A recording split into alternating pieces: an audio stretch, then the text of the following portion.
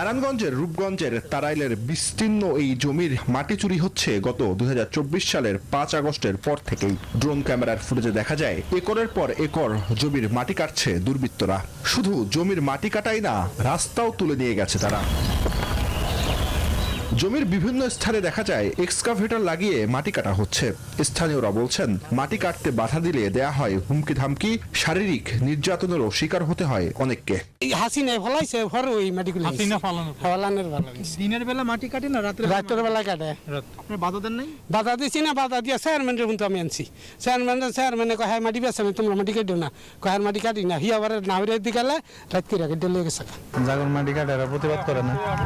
করে না, করলে করতে গেছি না, আমরা গেলে কি গেলে মানে পরে সেনাবাহিনী ওরকম তো গেছি।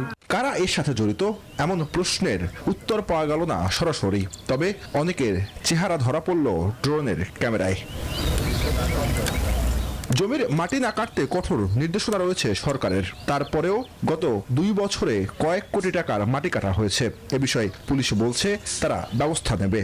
আমাদের এলাকায় যে মাটি কাটা হচ্ছে, তো এই বিষয়টার অভিযোগ পাওয়ার সাথে সাথেই আমরা আমাদের 3টি টিম ঘটনাস্থলে পাঠিয়েছি এবং যারা এই মাটি কাটার সাথে জড়িত তাদেরকে গ্রেপ্তার করে এবং এই যথাযথ যে আইনানুগ ব্যবস্থা হয় এই মাটি কাটার অপরাধের জন্য আমরা সেই আইনানুগ ব্যবস্থা গ্রহণ করব এবং এই ধরনের অপরাধ যাতে পরবর্তীতে করতে কেউ উৎসাহিত না হয়, এই জন্য যা যা করণীয় আমরা করব।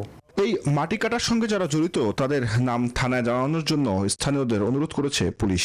এসব ঘটনায় বেশ কয়েকটি মামলাও রয়েছে। গ্রেফতারের পর অনেকে জামিনে বেরিয়ে আবারও যুক্ত হচ্ছেন এই অবৈধ কাজে।